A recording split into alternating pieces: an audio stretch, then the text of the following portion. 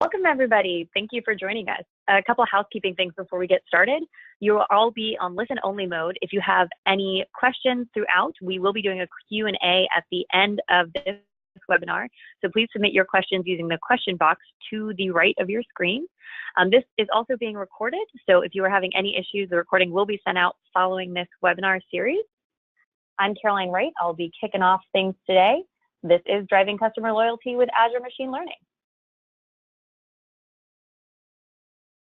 A quick introduction to who we are, in case you guys aren't familiar. We're CONVERGENCE Consulting Group, or CCG as we refer to ourselves. We're data and analytics consultants. We focus on helping businesses overcome challenges through the strategic use of data and analytics. We're coming to you live here from Tampa Bay, our headquarters today. If you have any questions following this webinar, our information will be on the last page. You can always visit www.ccgbi.com. This is part of a three-part webinar series. Today is the first of our series on customer insights powered by Azure Cloud. Today is Driving Customer Loyalty with Azure Machine Learning. The next webinar will be 2 weeks from today on Operationalizing Customer Analytics with Azure and Power BI. And the final webinar of this series will be about building a scalable customer analytics hub in the cloud 4 weeks from today on November 1st. You can register for all of these and read more about them at go.ccgbi.com/cloud.html. A little bit about our speakers today. Our first speaker is going to be John Bastione. He's the Director of Customer Analytics here with CONVERGENCE Consulting Group. Previously with Catalina Marketing and SaaS, the majority of John's professional experience has revolved around customer intelligence in retail industry. Ahmed is our second speaker today.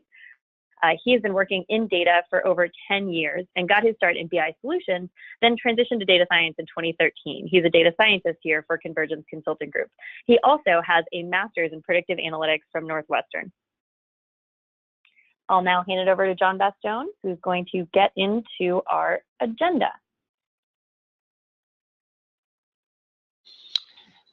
Thank you, Caroline, and welcome everybody.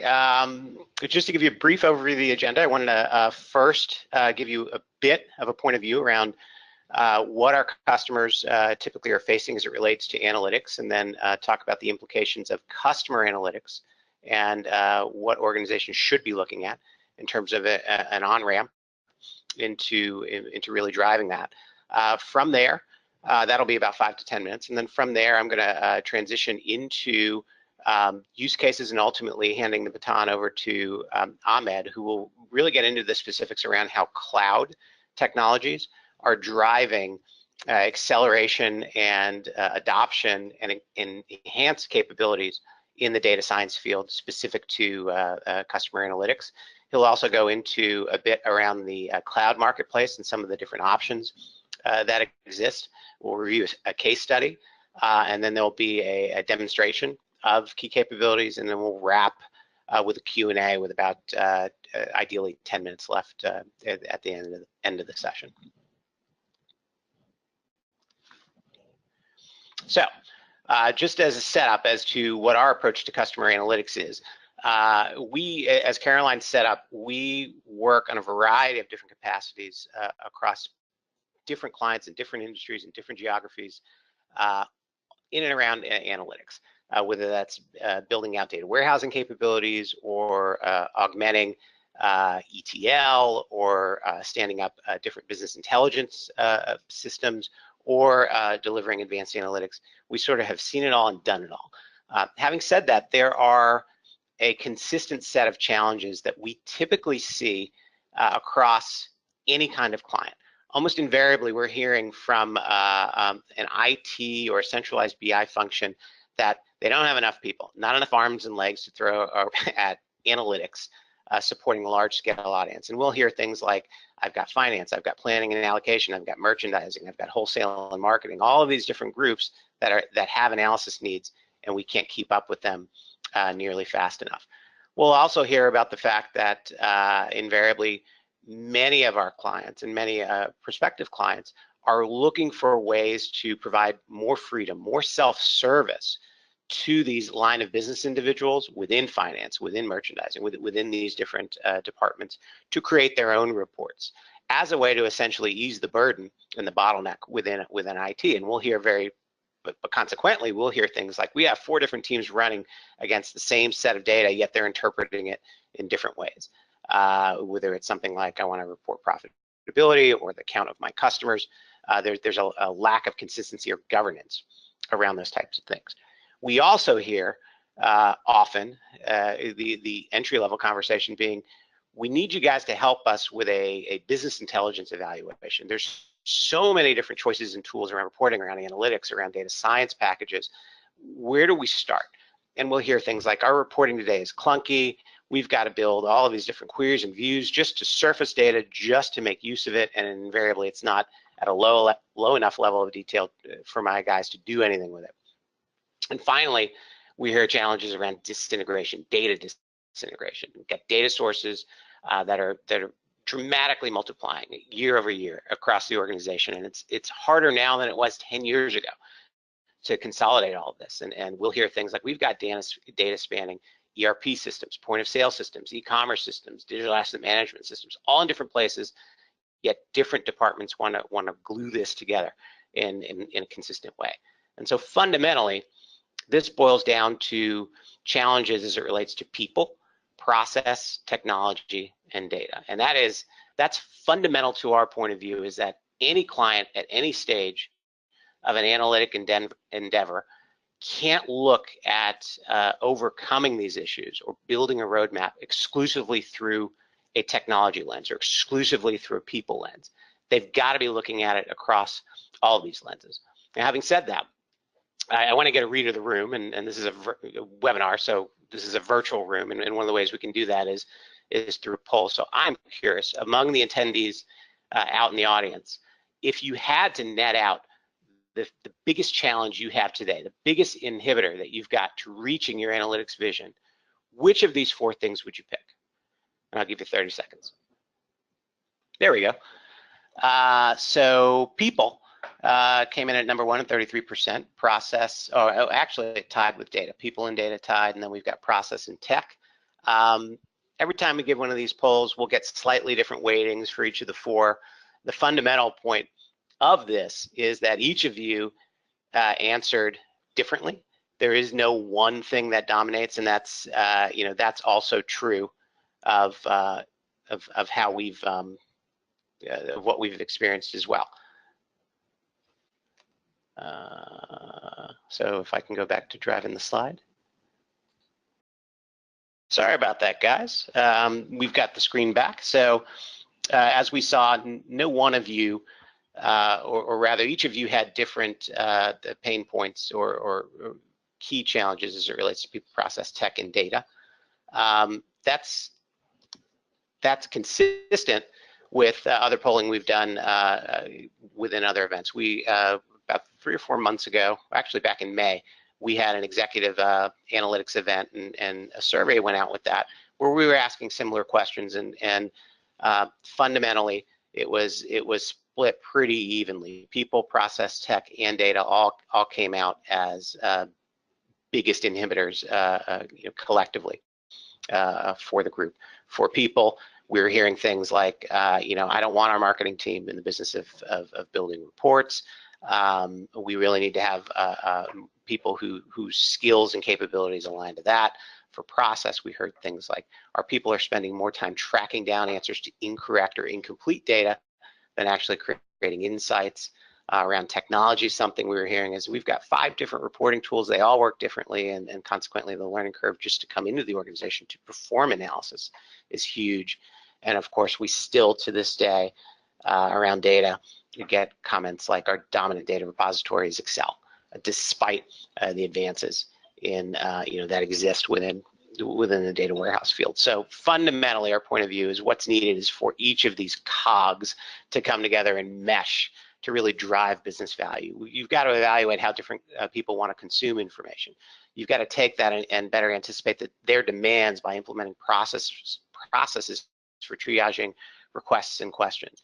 You've got to prioritize the use cases coming out of that triaging process to really start to drive and govern and maximize the technology investments that you have in front of you. And ultimately, that prioritization around business value should shape your data strategy and architecture. Don't get in the business of having 3 or 4 year a monolithic roadmap around a data warehouse. What do the next 3 months need to look like to match up with the highest value use case? Ultimately, those things have to come together seamlessly to drive business value, and it's our premise and our contention that business value should be evident within 3 months, every 3 months, through iterative high-impact projects. One of the interesting areas that companies we're seeing are really looking to prioritize around business value is in the area of customer analytics, and it's not just our contention. We subscribe, like many of you do, to Gartner, and a survey from last year backs this up when they polled about 200 CIOs around which technologies they expected their organization to increase investment in versus prior year. Customer analytics, 37% expected increase versus many other traditional big investment areas: master data management, business process management, customer journey analytics. I mean, these things are big ticket items. So it's not only our contention that customer analytics is a tip of the spear for embarking on an analytic journey. It's also backed up by the research. So ultimately, where do you get started? That's the premise of today's webinar, as well as the next 2 webinars.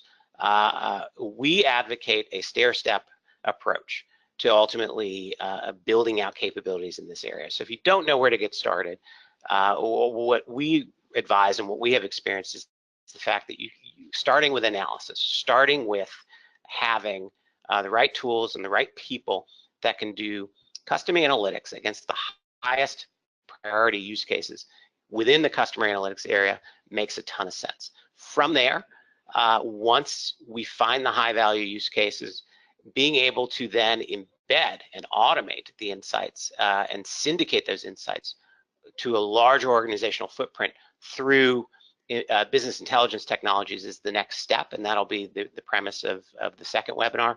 And then finally, beyond BI, how do you really turn customer analytics from a BI-enabled widget, if you will, into essentially a utility that all facets of the business can plug into and trigger against in more of a real-time scenario, and that's the basis of our third webinar. Within the analysis section, there's really 3 core areas around customer analytics that we tend to talk to customers about, and they center around customer loyalty, customer experience, and or customer journeys. So within customer loyalty, we're looking at things like acquisition analytics. Where do I find the best customers to invest my outbound marketing dollars that are going to drive an inordinate amount of value to the business? How do I set up and sequence next best offer logic to be more personalized in my marketing against my customers? How do I model for churn so that I keep the very best of my customers? That'll have a huge impact on return on investment year over year over year. Those are the types of things we tend to talk about within customer loyalty. The premise of today's webinar is all around customer loyalty in the customer analytics space, and the scenario we're going to go into is around churn modeling. But there's a lot of other capabilities that we won't have time to talk about today, but that we often talk to our clients about. In the area of customer experience, this is probably one of the more hot topics among our clients. Cross-channel or omni-channel. How are customers interacting with different channels in different ways? What are their preferences, and how should that influence my cadence of communications to those customers in those different channels at different points in time? How do I leverage text and the analysis of text analytics in better getting a holistic view of customer sentiment and emerging topics that they care about? How do I optimize marketing spending? This is age old, but there are techniques and capabilities that exist today that didn't exist 10 or 15 years ago that can really get quite granular in right set of offers, right customers, right channel, right time, that are more algorithm driven, that really have tried and true ROI benefits against it. And then finally, customer journeys. Again, the omni-channel facet. Where are customers, where am I interacting with customers, in what way? What's the most valuable channel? Customer journey mapping. How do I map those touch points longitudinally so that I can understand the discrete life cycles and journeys each of my customers have, so that I can start to hone in on the moments of truth within the sales funnel that are having the greatest impact on conversion, and therefore that I should double down my investment on. And finally, customer lifetime value. what can I expect lifetime value to be for each customer, for segments of customer, and how should that inform my actions. So a lot of different ways to to slice this up, loyalty, through experiences, through journeys. And our contention is, if you're faced with a whole lot of indecisiveness around people, process, tech, and data, start very focused. Start around loyalty, and then go into churn and go into next best offer. These things are going to lead to other questions and other opportunities that are actually going to point to ROI, that are ultimately going to help justify a business case to double down your investment in a data hub, to double down your investment in BI capabilities, and ultimately to start to build out a roadmap. That's all I had to say. From there, I'm going to transition over to Ahmed. Okay, thank you very much, John, and thank you all on the call for joining us. I'm really excited today to talk to you guys about doing data science work on the cloud. One of the things that we don't think about when we are thinking of a data scientist is the idea that cloud computing can be done just the same way as any type or any type of scientist, whether you're a data scientist or any other type. Some of the skill sets that we typically think of, we're not really associating with cloud. If you think of a typical modern day data scientist, you have your typical math skills, you're programming with the database, visualizing your data, whether you're using tools like R and Python, you're writing SQL, you're doing typical data analysis if it's in Excel or it's in a visualization desktop tool. The new thing that's changed the game in the last couple of years has been big data. They say that about 90% of the world's data is created within the last year. If that's the case, then most of your companies trying to get access to that data. A lot of that data is stored in an unstructured environment that's not typically housed in your traditional database environment. It can be housed, though, on the cloud. And that's why we begin to say that one of the new tools that a data scientist needs to start becoming comfortable with is using cloud computing. Most data models or most data scientists are used to building data models that take some time.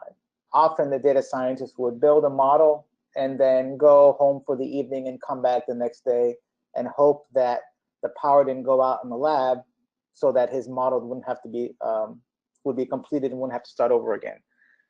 That was due to the restrictions and the limitations that the resources that the data scientists would have on their laptops. And that was just the way it was. It was accepted that that's how work would get done.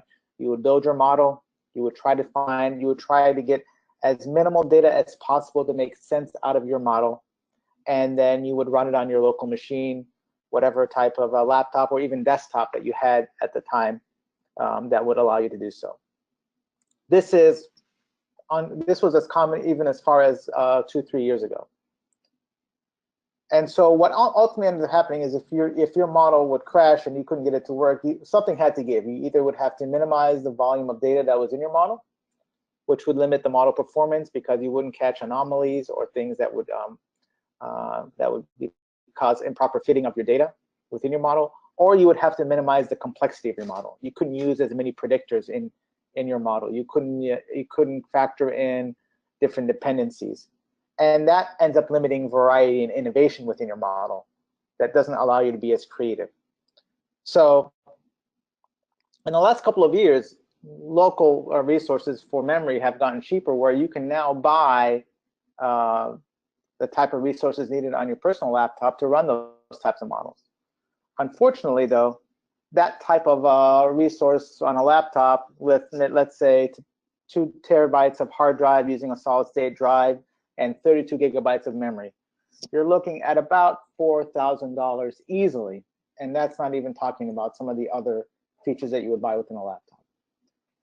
The nice thing, though, now is you can do the same level of computing that you would have done on your laptop with the highest possible resources for just a few dollars each month. And if you took those dollars and multiplied them out by 12 months over the course of 3 or 4 years, you still wouldn't even hit that $4,000 that you would have had to have purchased. Additionally, the features that you would have had purchased on your laptop, you're sort of pretty much stuck with them for that period of time. Whereas if you're building different models, you can bump up the resources bring it down depending on what you're doing, shut it down, start it over, build a new virtual environment within the cloud. You're not really restricted anymore to physical resources as you were in the past. And that's a new type of mentality that people are starting to wrap their brains around when they're building models for data science and predictive solutions. Some of the advantages to doing machine learning in the cloud. Well, first of all, data size is really not that big of an issue anymore. You still have to worry about it. You still have to account for it. But if you need to, you can just bump up the requirement in the storage, and then your model can benefit from larger data sets. Nowadays, when we think about deep learning models, you need millions and millions of points of data, whether they be audio, video, picture files that people use deep learning models on top of. That's become the norm, and you want to build that. The more you can input into your data set for your model, the better your model will perform. So users are free from hardware and local restrictions. Additionally, you can share your models with other developers a lot easier on the cloud.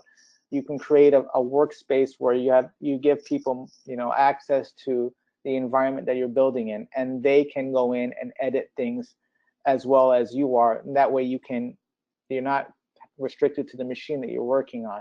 That gives people an advantage when they're transitioning work from one stage of the development to the next. What are some of the disadvantages to machine learning in the cloud? There are still some people they think of cloud as somebody else's laptop, and that's how they're always going to look at it, and that's understandable. It's a mentality that people are still having a hard time getting over.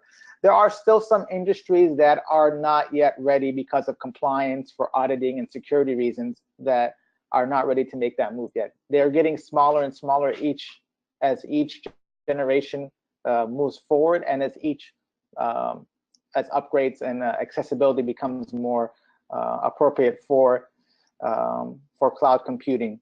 Additionally, a lot of us with our smartphones and our laptops, we use a lot of our own personal devices with cloud. So we're becoming more comfortable with that. So that barrier that used to exist is not as there as it was once. Obviously, one of the major restrictions still with cloud computing is the online-offline access. If you are in an environment where you need to access something that's online and you're, for example, working on a plane or where you're somewhere where you can't get access, that could be an inhibitor. But there are even abilities right now where you can download code locally from your machine that you had run on Azure and modify it locally and then put it back into the cloud computing online. So you're not even restricted there if you really want to get some stuff done offline. So let's look at the various cloud options. It's no secret that there really aren't that many big names in the game right now. You have Azure, you have AWS, and as of recently, Google Cloud has kind of introduced itself into the market. It's not surprising that Microsoft, Amazon, and Google would be the three main players in the area. What I want to be able to show you here is that Azure has really distinguished itself from the other two in terms of its machine learning offerings and the flexibility that it allows developers. And that's what I will focus on in the second part of the webinar when we go into our demo, and just the ease of use that is available. So if you would have looked at cloud computing in 2014, you would have said that there really isn't a Gartner quadrant, because really it was Amazon and it was everyone else. Microsoft had made it into the leaders quadrant, but it was still far behind Amazon. Google, you couldn't even tell where Google Cloud is with it, because it's just kind of stacked up with the bunch there in the bottom right quadrant. Looking at the 2017 Gartner, though, you'll see that Microsoft has made a major leap forward and is now catching up to AWS, and Google has sort of distanced itself from the rest of the pack and is now on the verge of becoming a leader. The reason why those three now are sort of the bigger players is because of the advancements they've made in machine learning. And what I want to focus on next is how Azure's machine learning distinguishes itself from AWS as well as Google Cloud. So we're going to do a comparison between the offerings for Azure, AWS, and Google Cloud, strictly for machine learning, the functionality offered through machine learning. Let's first take a look at AWS. They allow you to pull in files through RDS, Redshift, and CSV. Data can be identified directly. It's an automated approach where something is either categorical or numerical. You don't have to do much modeling on your end. It only supports supervised learning, not unsupervised. And that could be an issue if you know what your outcome is and you want to build your model to measure that, then it's fine, that is supervised. But if you don't necessarily know what your outcome is, but you want to understand if there's any relationships within your model that can further lead to an outcome down the road, that's not currently supported out of the box with AWS. And that's important to understand. So out of the box, it does not currently support that feature. Additionally, with AWS Machine Learning, the predictions fall under two main areas, which are classification or regression. We all know what a regression is. It's when you're drawing a straight line, you're trying to predict the outcome to see if you can fit some type of a line. And a classification is basically you're trying to deal with an outcome if it's either a yes or a no, or a probability greater than 0.5, less than 0.5, that type of thing. So those are the, for most predictive models, it usually falls within those two, but those are the only offerings that AWS currently has out of the box. Google Cloud has something called the Google Prediction API, which is similar to the Amazon Machine Learning offering. It also has two types of categories it supports: binary multi-class classification and regression, similar to AWS. And one advantage it does have is it does give you some pre-trained models that can be used as templates, and those templates can be used as a starting point for tweaking existing models. If you have a solution that is similar to what is being offered, you can then change that data set from what they're offering and put your data set in there and see if you can utilize those models without having to start from scratch. Azure has done something where it's allowed you to have some more manual integration and configuration of your models. The nice thing about that is it supports a very user-friendly interface when you're building your model, and they call it a workflow. So if you're comfortable using Microsoft Visio or PowerPoint, you're basically going to be doing the same thing with Azure ML, in the sense that you're going to be dragging and dropping your model and tweaking the configuration of what you want to be able to measure and what you want to be able to exclude. This is very important, especially if you have more control over the model that you're building. You're able to understand what are all the parameters that are going through. There are some industries that will not allow you to build a model if they can't understand, due to regulation, what are the parameters that go in there. And there's just no way around that. So if you don't have that access to your model, you're not going to be able to use it. And those industries are heavily regulated. One other thing that Azure ML supports is it allows you to build supervised and unsupervised models. So you have your typical regression classification, but you also have your clustering, your k-nearest neighbors, that type of thing, where you're trying to see, I don't necessarily know what I want, but I know there's a relationship there, and I just want to get an understanding of what what are the insights I can get out of that. So whereas Google and AWS out of the box supported classification and regression, Azure ML supports those as well, but it also adds anomaly detection, recommendation engines, and text analysis out of the box. Also, Azure has a set of templates similar to what Google has, called the Cortana Intelligence Gallery, that are pre-built templates for reuse.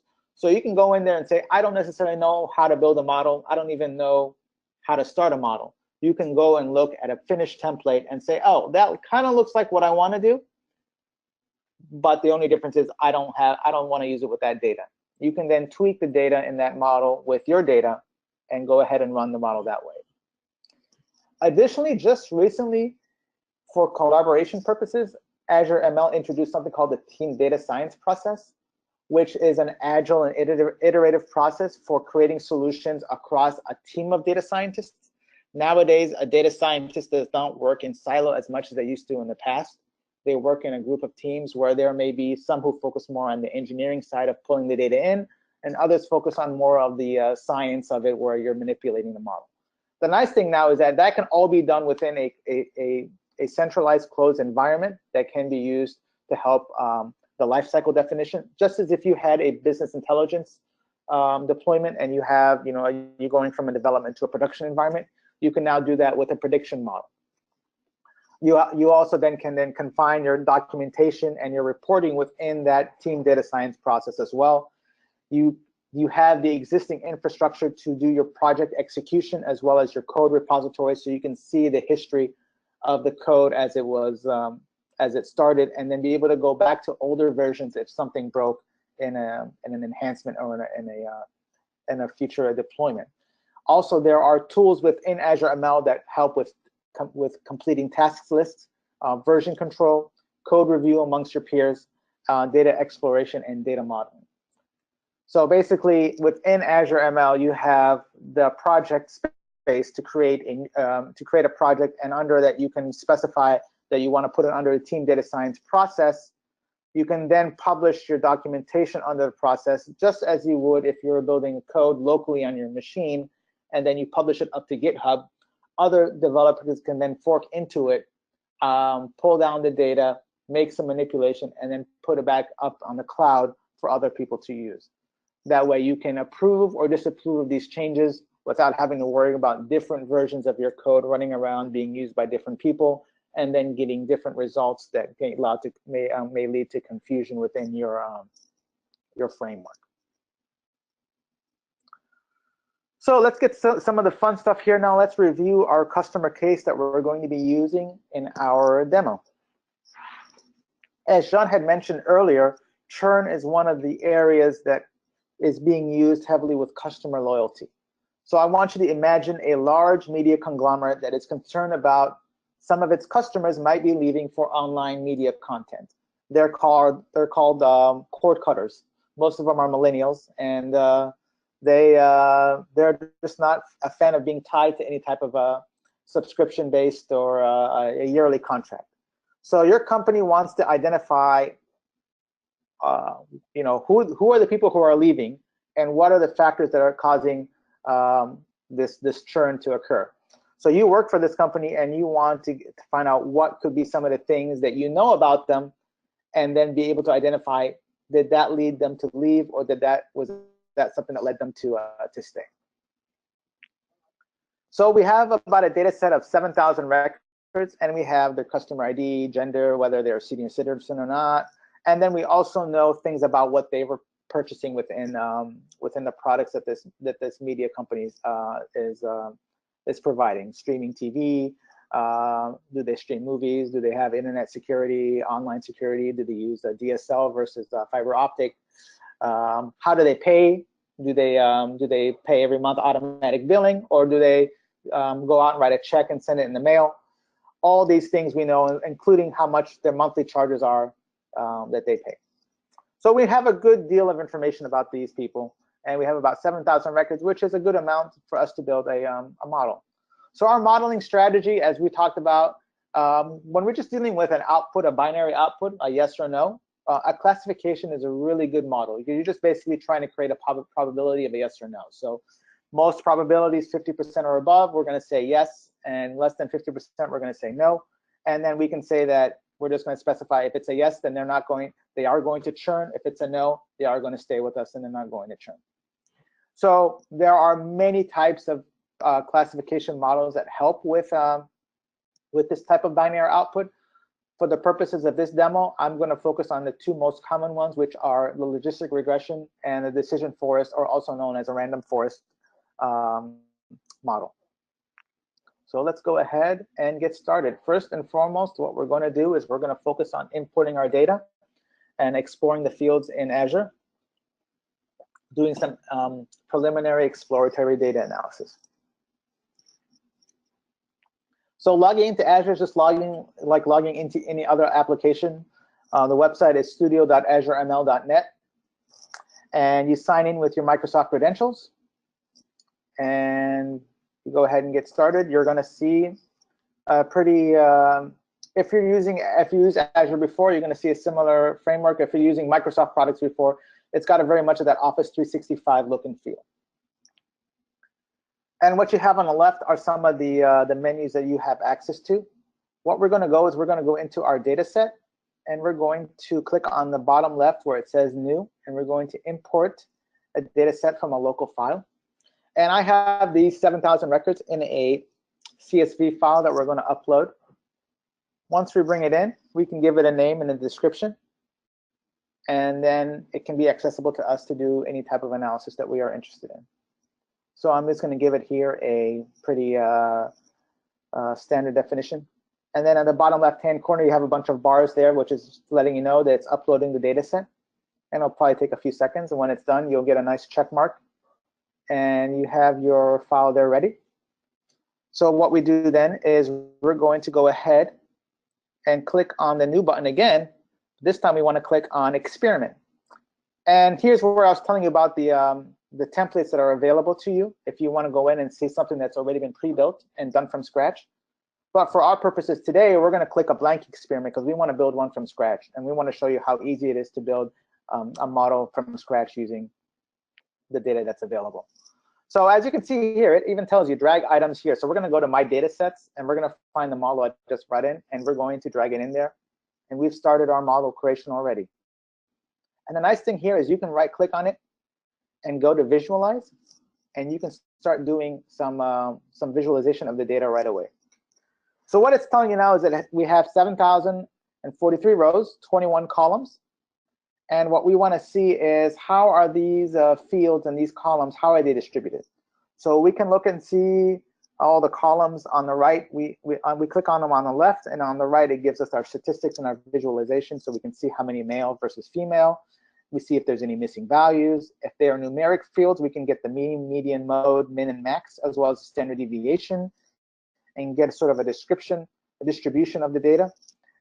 This also gives us an ability to look at whether there are missing data or if there's anything we need to change in our model, which we'll get to in the second demo.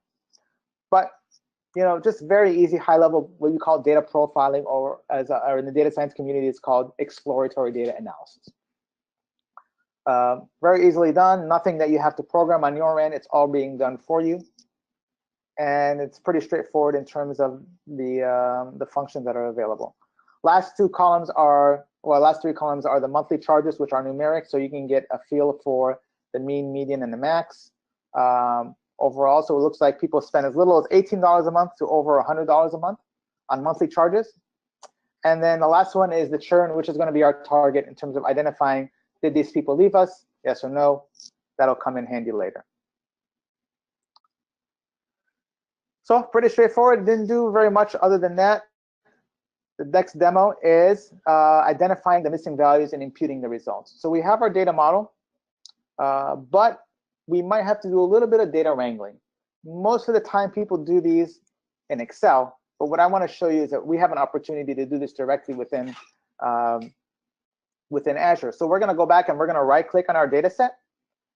And there was one column, I don't know if you noticed in the last one, that had some missing values. And I'll go back and I'll show you that one. And it was the total charges column, which had 11 missing values. So they just don't have that value for the total charges there. For whatever reason, the data we collected is just not available. For our purposes, when building the model, we can do a couple of things with that. We can remove it completely, or we can fill in those missing values with the mean of the other fields in there. So for our purposes, we're going to go and look at the data manipulation tab on the left-hand side, and we're going to pull in clean missing data. And what clean missing data is going to do is give us a little bit of options in terms of what we can do. So we're just going to connect our data set to the clean missing data node. And in the clean missing data, we're going to go and where it says custom substitution. Before we do that, actually, we're going to pick the field that we wanted to apply that. And we're going to apply that only to the one field that we know has missing data, which is the total charges. So we take everything and we select it out. And the only thing we're going to keep is the total charges. And we're going to go ahead and click on the check mark and make sure that's OK. And then we're going to go into the cleaning mode option, and we're going to say replace with the mean. We have other things we could have done. We could have removed the row, but we're just going to say replace the mean. And we can also say that if the column has all missing values, we're just going to go ahead and get rid of that column completely because it's pretty useless to us. When we're done, we just click on the run button at the bottom there, and we get a little bit of a check mark and let us know if everything is good, which we do, and that's good. Now let's go back and revisit the data with the clean model, and we can see we should no longer have any missing data for the clean data set. So if we visualize it now and we go back to the total charges, we should see that we have 0 missing values. Our mean is still 2,283. So since we replaced the other ones with the mean, this mean here should be consistent with the mean in the original data set. And we're just going to do a quick test to see and visualize that $2,283 is the same there. So we're going to go back there and look at it, and $2,283.03 is that one in the original data set. So we're good. We've cleaned up our data set. We haven't made any changes in terms of removing any rows, but we've just slight tweak that we're able to do directly in Excel. This is, or directly in Azure ML. And the nice thing is these are the types of things that data scientists in the past would do in Excel. Nowadays, you don't need to worry about doing that in Excel. You can do some of these manipulations directly within Azure. So now we got our data set cleaned up. Let's go ahead and build a logistical regression model. And then we're going to score and evaluate it. So we have our clean data. We're going to go ahead now, and we're going to select the fields that we want to build our model out of. So our model is going to show us, we want to pull in everything. We're just going to say, hey, we're going to use everything in our model to pull in the data. So we're going to go and click on the select columns in the data set. And the selected columns are basically it's like doing a select statement in SQL. We're just going to pick everything and put it in there, except for one thing. We're going to remove the customer ID. The customer ID is not really going to help us identify what could be thrown in the model. So we're going to remove that from the model, and we're going to bring everything else in. So as you can see, the selected columns excludes the customer ID. When we've excluded it, we can hit the check mark, and we're done. Next thing we can do is we're going to now go ahead and start looking at splitting our model into a testing and a training data set. So what I'm doing on the left-hand side, I'm not even bothering going through and looking for the fields. I'm just typing in the search engine split, then I'm pulling in the data, the node that I want. So I'm going to split the data into a 70-30 data set. So 70% of the data will be used for training the model, 30% will be used for testing it. And I'm using a random 1, 2, 3, 4, 5 to keep this splitting consistent. When I do that down the road again for another model, I want to that you'll understand more why that is being done. Next thing I do is once I split the model is I want to take that training data set and I want to actually train it. Very straightforward. So I'm just going to take the 70% and connect it to the training model. And then I just wanted to show you there, it tells you green is where it can be connected and the red is where it cannot be. The logistic regression model is the one we want to use. So we're going to type that in, and I'm going to just type in logistic regression. And then it says there a 2-class logistic regression. That's the one we're going to use. I'm going to pull that one in, and I'm going to make that be the model that we're going to train our data on. I'm not going to change any parameters right now. I'm going to try to keep this as simple as possible. Now you do notice we have a red dot next to the train model, and that's because we still haven't specified what parameter it is that we're going to test for our target. And that one is going to be the churn model. So the last thing I'm going to bring is I want to score the model and connect it to our training data set. And then I'm going to go ahead and change the, or connect the 30% to the score model. And then I'm going to go ahead and value the required value for the training model is going to be the churn. So that's the last thing that is red. I'm going to type in just churn, and it'll know that that's the column in the field that I want. And then I can click on it. And if I try to click on a second column, it's going to tell me that you can't do that because only one field is possible for the target. So we're pretty much done at this point. We have a model, we have scored it. We do want to evaluate it though. So we want to evaluate how well it's done. So we're going to go ahead and pull in the evaluate the model and connect it to the score. And we can do either one right now. I'm just going to pull it on the left node, and we have our model. We've built our logistic regression. we've trained it, we've scored it. Now we just need to go to the bottom and we're going to run it. And you get this little nice swirly guy that Azure gives us. And on the top upper right, it tells us that it's running. We should get a check mark when it's run, finished. And we should get all check marks. And we do, which is a good sign. Now what we want to do is we want to go ahead and see how did our model do. First, let's go back to our training model. And let's right-click on it. And let's see how our data was split up. Since we've trained our model 70-30 split, our training model should be about 4,900 records. And then we could see in our training model that the featured weight, the tenure, was the highest contributor to the churn. And it gives us all the weights of all the different fields as indicators. So this kind of gives us a high level in terms of what did our model find were the biggest contributors. Now we can look at how our data was split. So we had 70% of the 7,000 records. So we had about 4,900 records that were used to train the model, which is a good sign. And for our testing data set, we should have about 2,100 records are going to be used for our testing. So that number, 2,113, you want to keep in mind because that's what we're going to be used to evaluate our score. Now we go to the score of the model, we right-click and we visualize that data, and we can see that it's going to show us that the visualization there is how well did the actual score come close to the real score. So what we can see now is that our churn for the first one was a no, and our score label was a no. So that's a hit, meaning that that we were able to accurately predict that. And then we can go down, and then we get to about the sixth one. We see that we actually incorrectly predicted that one. So that's kind of a row by row level of how well we did. To evaluate the model, we can right-click on it, and we can see how overall we performed on a summary basis. And when we go and visualize that, we can see that this is our area under the curve. This is our true positive rate versus our false positive rate. The longer the curve, the better. If it's a straight line, then that means it's a completely random model, which is not good. So our accuracy for this model was about 79%, which is not bad. 80% is where you kind of want to be at. So we're at 79%. We're just throwing the model, all the variables in. And the area under the curve is at 83.6%, which is going back to that curve on top. You want that curve to have as much area underneath it as possible. The better that curve is, the bigger that curve is, the better your model is. This is going into the precision, and the lift is basically measuring the true positives against the number of true positives against the positive rate. So that curve also, you want it to be high. So we're pretty much done with this model. We've created a model, but a model is only as good as the amount of time you put into it. What we want to do next is we want to say, let's compare that model to another model. So what we're going to do is we're going to take our logistical regression model and we're going to put it on the right-hand side. And we're going to say,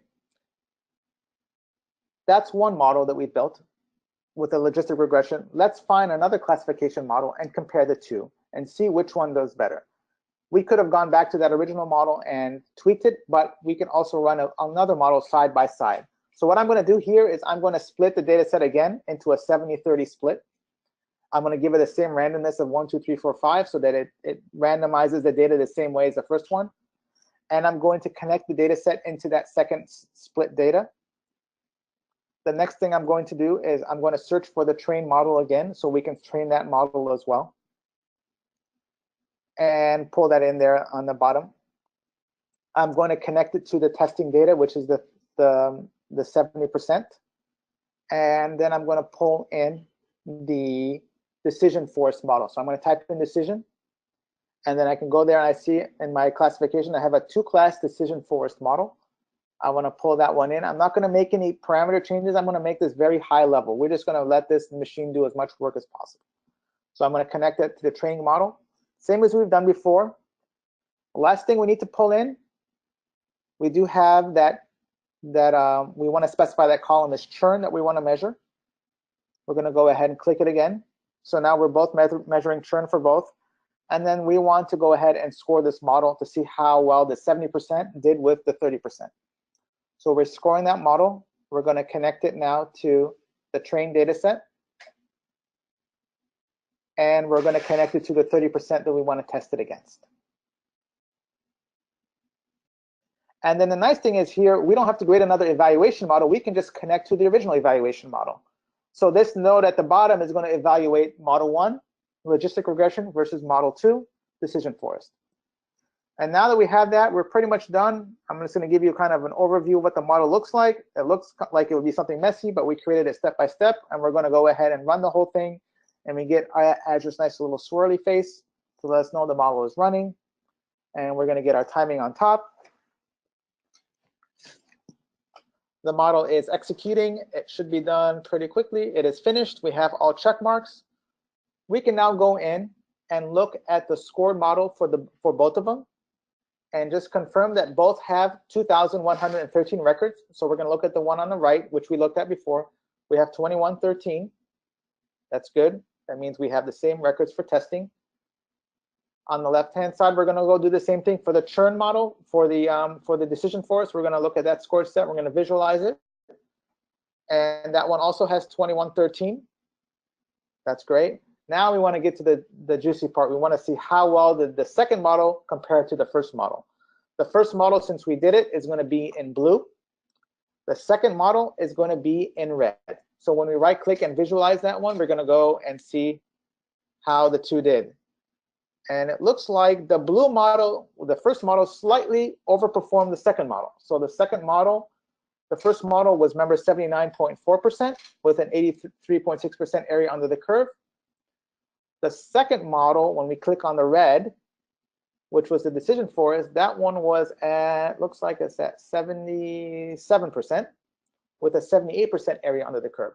So slightly less than the first one, but not by that much. You could probably tweak the second model and maybe get a better version than the first one, but you could have also done the second, tweak the first one as well.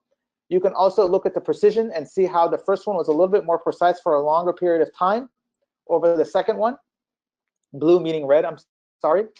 And then you can also look at the lift to understand how the number of true positives compare to the actual, the false positives. And the blue one slightly overperforms or overachieves against the second model as well. Now, we have these two models with the data set out there. We want to export these data sets. We can right-click on each one and click on Save as Dataset. And just like we got data imported in, we can export this data out to be used for consumption and something else within Azure. So I'm gonna export these two as and give them a name. First one is going to be Churn with logistic regression. And then I'm going to right-click on the second score model, and I'm going to export that one and call that one Churn with decision forest. Once you have those written out, you basically just give it go ahead and hit the check mark, and you'll see at the bottom left it will be saving the immediate output, and then you'll get 2 check marks there to let you know everything is good. You can close that. And then you go to where you started initially. We started at the dataset level. We will see that original dataset on the left-hand side in the toolbar. And now we're going to see under the datasets, we're going to see our 2 churn models. Those can then be saved, and they can be exported into a project by going to the bottom right and click on Add to Project. And those projects can then be added to workspaces within Azure that can be used for future stages of development. And that's a little bit of a tease as to what we'll be doing within the next couple of webinars, which will be focusing on visualizing the models within some of the tools within Microsoft Azure, as well as being able to productionize these models and doing live analysis on customers that have not yet even come in. So this could be used for customers who are looking to be prospective media or purchasers of media content. So some of our key takeaways today: we focused on CCG's vision for customer analytics and use cases. We talked about how data science now in the cloud is something that is available now and is affordable. We looked at Azure ML and how it stacks up against its competitors and where it has a definitive advantage when it comes to in-house or out-of-stock machine learning algorithms that are available for use. We looked at a business case study demo within Azure where we looked at a customer that had or a company that had customers that were possibly leaving and going to other competitors, and we wanted to identify the churn predictors, compare different classification models that can be used to identify the churn, and additionally be able to score that data set and export it to future use within Azure without having to take that out and put it into an Excel spreadsheet.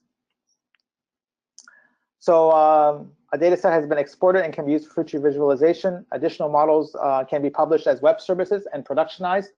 They can always go back and be tweaked again, and then the newer models can be deployed live and that's just basically something for you guys to stay tuned for upcoming webinars to cover these topics.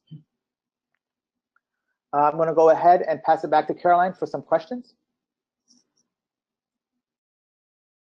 Thank you so much, Ahmed, and thank you as well, John. I apologize for the slight delay in there. We're running a bit up against time, but if you have any questions, please feel free to submit them in the chat window. If we do not get to those during this time, then we will definitely email you with answers following this webinar. So I'll at least take two. I see a couple here in the questions box. So I'll start with the first one. Ahmed, I think you'll be the best one to answer this question. What is the average cost of using Azure Machine Learning for a typical data scientist? That is a very good question, and it depends. In general, it depends on how intensive you want to be. I would say the average machine learning model for data scientists, they can get by for about $20 to $30 a month. So if you average that over the course of a year, you're looking at about $360.